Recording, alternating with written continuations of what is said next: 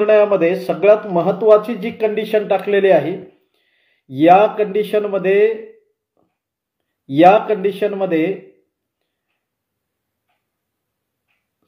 ही condition जी आहे ती condition अशा प्रकारची आहे की आपल्या 24-25 ची जी संच मान्यता आहे, ही संच मान्यता झाल्यानंतर या संच मान्यतेमध्ये जे पद येतील, या पदांना कितीही पद येवो, त्याच्यामध्ये वाढीव असतील तर वाढीव पद, कमी झाले असतील तर कमी पद, या पदांना पुढील वाढीव टप्पा किंवा नवीन टप्पा या सर्व शाळांना लागू होईल। आता याच्यामध्ये दुसरी एक महत्त्वाची गोष्ट सांगितलेली होती आणि ती महत्त्वाची गोष्ट अशा प्रकारची आहे, दुसरी एक महत्त्वाचा मुद्दा याच्यामध्ये सांगितलेला होता आणि तो अशा प्रकारचा आहे की या शासन निर्णयामध्ये स्पष्टपणाने उल्लेख केलेला आहे की तो उल्लेख असा आहे की 3361, 3261, 511 आणि जेही आपल्यासाठीचे हेड आहेत, या हेडमधूनच या कर्मचाऱ्यांचा किंवा या शाळाचा वेतन भागवायचं आहे। आता या दोन महत्त्वाच्या गोष्टी आहेत तर बांधवांनो, कुठकुठल्या की एक पहिली संच मान्यता आणि दुसरी हेड दिलेले आहेत, या हेडमधूनच यांचा खर्च भागवायचा आहे। मग त्या हेडमध्ये पैसे आहेत की नाही हा मुद्दाच गौण आहे, तो मुद्दा एकदम कमी महत्त्वाचा मुद्दा आहे असं आपण समजायला काहीच अडचण नाही, त्याचं मी नंतर विश्लेषण करणारच आहे। तर आता हे संच मान्यता म्हणल्याच्या नंतर 24-25 ची संच मान्यता ही सगळ्यात महत्त्वाची अट आहे। मग या 24-25 च्या संच मान्यतेमध्ये आतापर्यंत आपल्याला संच मान्यता भेटल्यात का? माध्यमिक आणि प्राथमिकच्या शाळांना संच मान्यता भेटल्यात का? तर भेटल्या नाही। ऑनलाईन असून सुद्धा या संच मान्यता भेटल्या नाही। ज्युनियर कॉलेजच्या जवळपास महाराष्ट्रातल्या जवळपास सगळीकडच्या संच मान्यता क्लिअर झालेल्या आहे। मग जर संच मान्यता प्राथमिक आणि माध्यमिकची जर संच मान्यता जोपर्यंत हे देणार नाहीत तोपर्यंत हे अनुदान वितरणाच्या आदेशाचं किंवा 14 ऑक्टोबरच्या शासन निर्णयाचं 14 ऑक्टोबरच्या शासन निर्णयाची अंमलबजावणीच करणार नाहीत का? तर बांधवांनो, तुम्हाला एक महत्त्वाची गोष्ट या ठिकाणी सांगू इच्छितो की खऱ्या अर्थानं सरकारनं तर आपल्याला दिलेलं आहे, शासनानं ही गोष्ट स्पष्टपणाने सांगितलं की आम्ही तुम्हाला हे अनुदान दिलेलं आहे, परंतु प्रशासनातले काही जे अधिकारी आहेत आणि विशेष करून पुणे स्तरावरचे जे अधिकारी आहेत, पुणे स्तरावरचे अधिकारी मात्र जाणीवपूर्वक आपला हा अनुदानाचा प्रश्न प्रलंबित ठेवण्यासाठीचा प्रयत्न करत आहे। कारण या शासन निर्णयामध्ये स्पष्टपणाने सांगितलेलं आहे, हा शासन निर्णय येताच 7 दिवसाच्या आत संचालकांनी अंमलबजावणीसाठीचं पत्र हे उपसंचालकाच्या नावानं आणि शिक्षण अधिकाऱ्याच्या नावानं काढणं नितांत गरजेचं होतं। परंतु यांनी त्याच्यामध्ये कुठला एक खोडा घातला तर संच मान्यता नाही, यांच्या संच मान्यता नाहीत म्हणून आम्ही अनुदान वितरणाच्या अंमलबजावणीचं पत्र काढत नाही असं संचालकाचं वारंवार म्हणणं आहे। आम्ही त्यांना बऱ्याच वेळेला मी स्वतः बोललेला आहे, संपत सूर्यवंशी साहेबालाही बोललो, शरद गोसावी साहेबालाही बोललेला आहे की तुम्ही अनुदान वितरणाच्या आदेश म्हणजे या शासन निर्णयाच्या अंमलबजावणीचं पत्र का काढत नाही, तुम्ही आदेश का देत नाही? तर त्यांचं म्हणणं आहे संच मान्यता झाल्या नाही। अरे मग संच मान्यता झाल्या नाही तर या संच मान्यता करून घेण्याचं काम कोणाचं आहे? ते आमचं काम आहे का? तुमच्या केंद्र प्रमुखाच्या लॉगिनला महिना दीड महिना तुम्ही एक संच मान्यता ठेवता आणि परत सांगता की संच मान्यता झाल्याशिवाय आम्हाला देता येणार नाही। एका बाजूला ऑफलाईनच्या संच मान्यता ज्युनियर कॉलेजच्या ज्या आहेत ह्या संच मान्यता पूर्ण झाल्या आणि तुमचं ऑनलाईन असताना एका क्लिकवरचं काम असताना तुम्ही त्या संच मान्यता प्रलंबित ठेवता। म्हणजे हे कशासाठी चाललंय हे? मित्रांनो, हे खऱ्या अर्थानं आपल्या विरोधातलं षडयंत्र हे दुसरं तिसरं कोणी केलेलं नसून हे प्रशासनातल्या अधिकाऱ्यांनी केलेलं आहे. याच्यामध्ये कुठल्याही प्रकारचं प्रशासनाचे अधिकारी आपल्याला सहकार्य करू इच्छित नाही. अरे जर संच मान्यता जर आपल्या झाल्या, 2 दिवसामध्ये जर संच मान्यता झाल्या, तर त्याच दिवशी आपण अनुदान वितरणाच्या आदेशाचं पत्र काढायला लावूत बांधवांना. आणि एकदा जर का कोणाचा अनुदान वितरणाचा आदेश जर एकालाही जर भेटला ना, तर तुम्हाला मी हा मस्के शिवराम मस्के छाती ठोकपणानं सांगेल, तुमचं पेमेंट काढण्याची जिम्मेदारी शिवराम मस्केची. त्याच्यात निधी असो किंवा नसो. अरे आता फेब्रुवारी महिना लागलेला आहे, मार्च एंडिंग मध्ये मायनसमध्ये वेतन काढल्या जातात, माहित आहे का तुम्हाला? मायनसची तरतूद आहे वेतन काढण्याच्या संदर्भातली मार्च एंडिंग मध्ये. मग मायनसमध्ये जर वेतन निघणार असतील तर 100%चे आपले वेतन निघू शकतात. कशाला निधीची गरज आहे? म्हणजे काहीतरी आपलं कारण सांगायचं की निधी नाही. अरे निधी तुम्हाला शासन निर्णयात कुठं सांगितलंय निधीची गरज आहे म्हणून? 1000 वेळाला मी अगोदरही सांगितलंय सगळ्यांना, अरे बाबा निधीच्या नावानं तुम्ही बोंबाबोंबच करू नका. बोंबाबोंब करायची ना तर संच मान्यता आणि अनुदान वितरणाच्या आदेशाच्या बाबतीमध्ये बोंबाबोंब करा. खरं तर एवढा दिवस आता तुमची या बाबतीमध्ये मी माफी मागतोय, खरं तर सगळ्यांची माफी मागतोय. कारण माझ्याकडे बांधकाम सुरू होतं. गेल्या वर्षभरापासून मी त्याच्या परेशानीमध्ये होतो.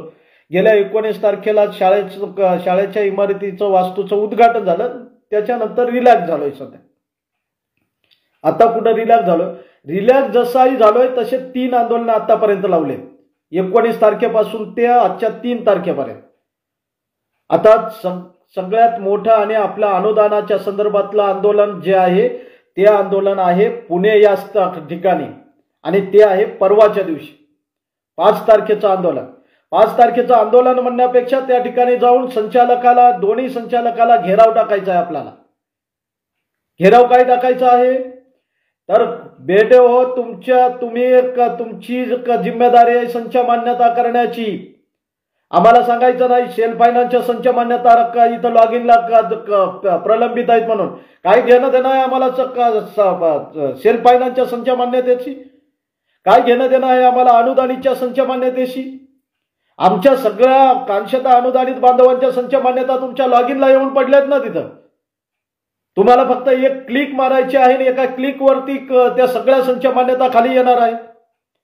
ते एक क्लिक करा आणि दुसऱ्या बाजूला आमच्या अनुदान वितरणाच्या आदेशाच्या संदर्भात अंमलबजावणीचं पत्र काढा. या 2 मागण्याच आपल्यासाठी महत्वाच्या आहेत. आणि ह्या जर 2 मागण्या या 2-4 दिवसामध्ये जर फायनल झाल्या नाहीत बांधवांनो, तर कदाचित खूप मोठा आपल्यावर अरिष्ट ओढवू शकतंय. त्याच्यासाठी काही झालं तर कुठलीही परिस्थिती असली तरीही कोणीही कुठलंही कारण सांगू नका. तुम्हाला वाटतंय ना की अनुदानाचा पुढचा टप्पा आपल्याला भेटला पाहिजे, 20 ज्याला काहीच नाही त्याला 20चा टप्पा, ज्याला 40चा आहे त्याला 60चा टप्पा, ज्याला 60चा आहे त्याला 80चा टप्पा, ज्याला 20चा आहे त्याला 40चा टप्पा.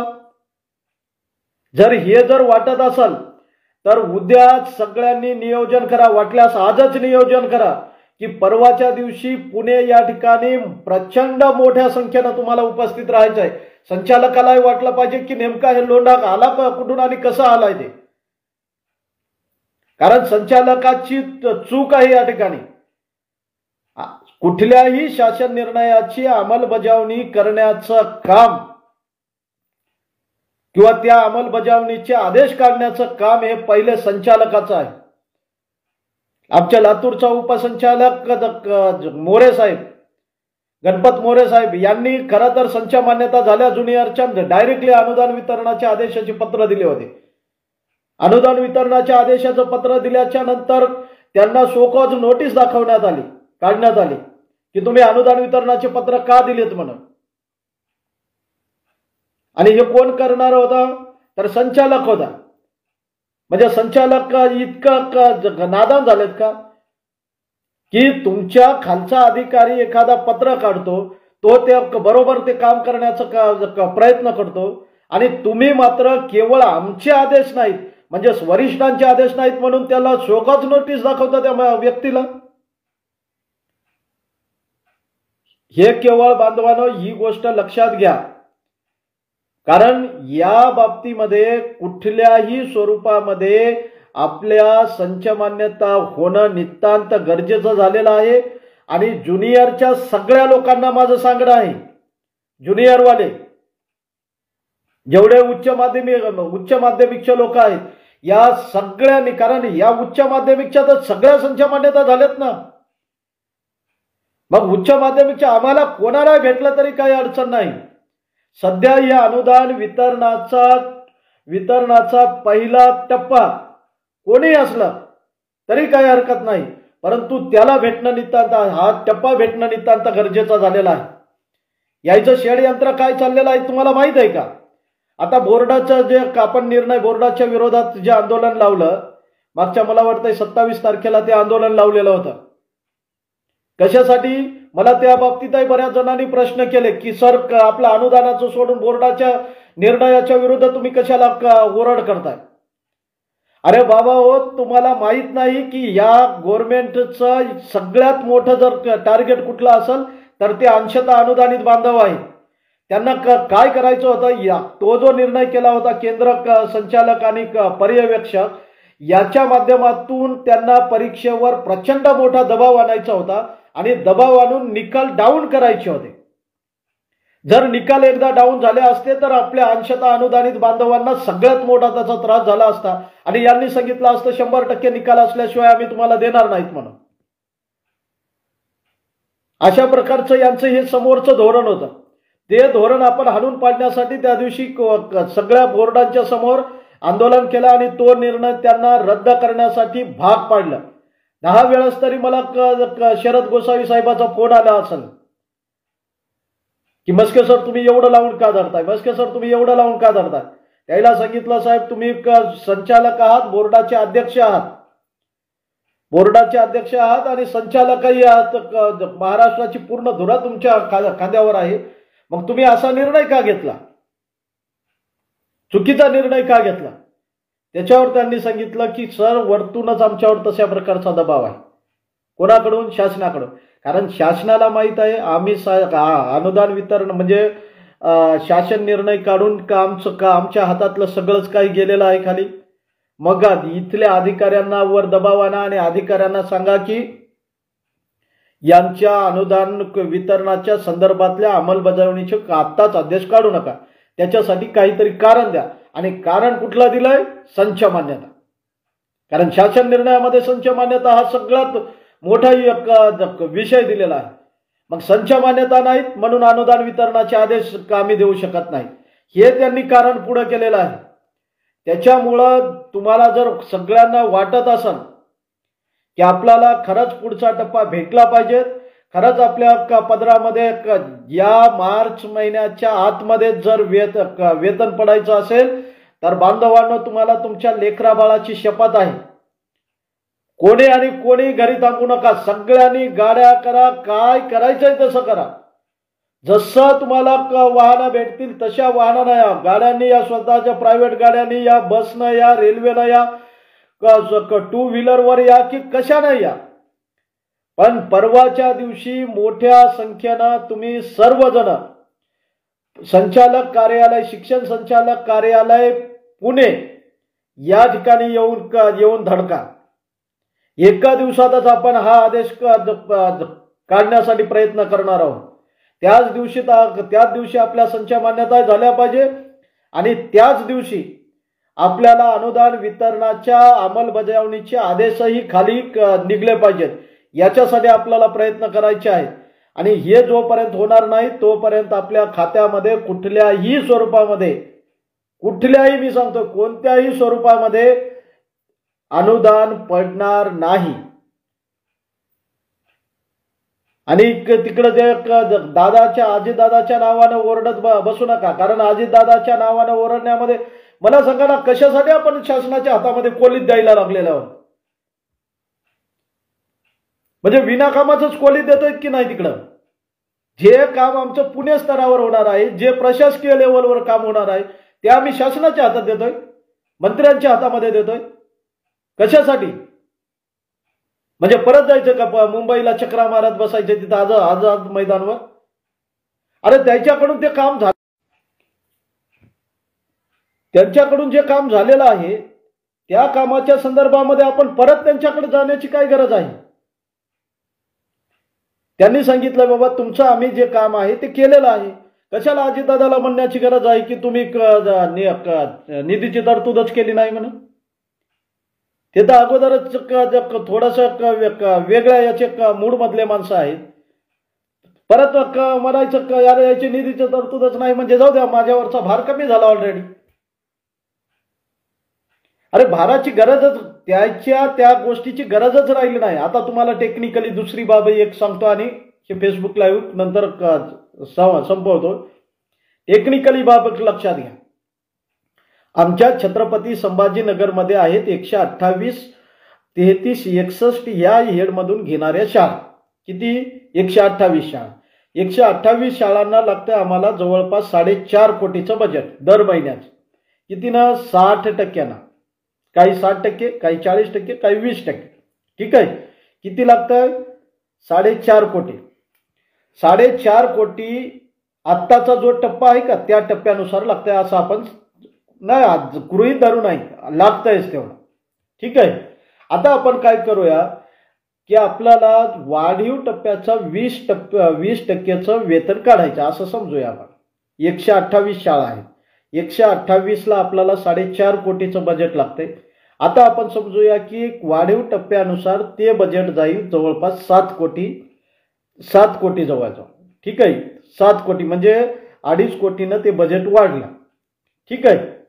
2.5 कोटीनं जर बजेट वाढलेलं आहे तर या 4.5 कोटीमध्ये 2.5 कोटी जेवढ्या शाळांना लागतील तेवढ्या शाळा फक्त इथं बाजूला ठेवून आणि उर्वरित शाळांचं 80, जे 60 वर आहेत त्यांचं 80, जे 40 वर आहेत त्यांचं 60 आणि जे 20 वर आहेत त्यांचं 40 असं वेतन काढू.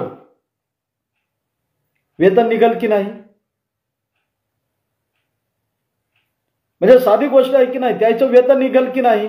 आपण उर्वरित ज्या शाळा राहिलेल्या आहेत या उर्वरित शाळा दुसऱ्या महिन्यामध्ये घेऊ. म्हणजे टप्पा जाईल का वाया आपला? किंवा हे पाठीमागचं हे पेमेंट हे लॅप्स करतील का आपलं? एकदा टप्पा भेटला की विषयच मिटला ना. लॅप्सचा विषय कुठे येतो मग? म्हणजे याचा अर्थ सगळ्या शाळांना एका सोबत हे अनुदान वितरित होऊ शकते आणि पुढचा महिना तर मार्च महिना तर आपल्याच फायद्याचा आहे. कारण मार्च महिन्यामध्ये बजेट असो किंवा नसो ते तर मायनसमध्येच वेतन निघतंय ना. जेवढंही वेतन लागणार आहे तेवढं मार्च महिन्यामध्ये तर पूर्णचे पूर्ण शाळांचं वेतन होणार आहे, पूर्ण ज्युनियर कॉलेजचं वेतन होणार आहे. आणि ते मग 100% जरी असलं तरी ते काढू शकतात ते तेवढं वेतन. मग विनाकामाचंच आपण कशासाठी नको त्या गोष्टीचं बाऊ करतोय. आता माझी तुम्हाला सगळ्यांना नम्र विनंती आहे, सगळ्यांना प्राथमिक असतील, माध्यमिक असतील, ज्युनियरवाले असतील, या सगळ्यांनी नवीन 20 वाले असतील आणि अघोषितवाले असतील, या सगळ्यांनी मोठ्या संख्येनं परवाच्या दिवशी म्हणजेच बुधवारच्या दिवशी दुपारी 12 वाजता शिक्षण संचालक कार्यालय, सेंट्रल बिल्डिंग, मध्यवर्ती कार्यालय पुणे या ठिकाणी उपस्थित राहायचं आहे. त्याच्यामध्ये कारण सांगू नका आणि जर जे कोणी येणार नाहीत नंतर जर फोन लावून विचारलं जाईना सर काय झालंय कसं झालंय तर आता मी या फेसबुक लाईव्ह मध्ये शिवी घालणार नाही, परंतु माझं म्हणजे ते अजिबात त्या बाबतीमध्ये हेच करू नका. काय अशा मूर्ख लोकांना तिथं ओढून आणण्याचं जेवढं तुम्ही येणारे आहात त्या सगळ्यांनी त्याला ओढून आणण्याचं काम करा. वाटल्यास त्या दिवशी शाळा बंद ठेवू नका होईना. समजू द्या ना संचालकालाही की यायचं आम्ही जाणीवपूर्वक, खरं म्हणजे तर नियमानुसार त्याचं काम होतं संचालक, दोन्ही संचालकांचं इतक्या दिवसामध्ये अनुदान वितरणाचे आदेश खाली देण्याचं, परंतु त्यांनी जाणीवपूर्वक त्यांना चूक केलेली आहे की नाही, त्यांच्या चुकीची जाणीव करण्यासाठी आपण सगळ्यांनी मोठ्या संख्येनं त्या ठिकाणी उपस्थित राहा। या ठिकाणी आपल्या सगळ्यांचं नेतृत्व प्राध्यापक सुनील मगरे सर, मुक्ता शिक्षक संघटनेचे सर्व प्राध्यापक सुनील मगरे सर हे त्याचं नेतृत्व करतायत। आपले सगळे जे समन्वयक आहेत, या समन्वयक सुद्धा याचं नेतृत्व करतायत। त्याच्यामुळं कोणीही कुठल्याही प्रकारचं किंतु परंतु कारण फिरण काही न सांगता, माझी आजीचं एक्सपायर झाली, कोणी सांगणार माझी बायकोच आजारी पडली, कोणी सांगणार माझ्या लेकराचंच हे झालेलं आहे, कोणी सांगणार माझ्या बापाचा अंगठाच दुखतोय, कोणी सांगेल माझ्या आईचं कानच दुखायला लागलेलं आहे। हे कुठलेही कारण सांगू नका, हे सगळे कारण आम्हाला माहीत झालेले आहे, कारण गेल्या 15-20 वर्षापासून हेच कारण आहे का ऐकतोय। असे कुठलेही कारण सांगू नका, सगळ्यांनी मोठ्या संख्येनं पुण्याला येण्याचा प्रयत्न नाही, पुण्याला याच, सगळ्यांनी मोठ्या संख्येनं तिथं उपस्थित राहा। त्याच दिवशी 5 तारखेलाच आपण हा निकाल आपल्या बाजूने लावून घेऊ आणि आपला अनुदानाचा समोरचा टप्पा आपल्या पदरामध्ये पाडून घेऊ। सर्वांना शुभरात्री, गुड नाईट, धन्यवाद।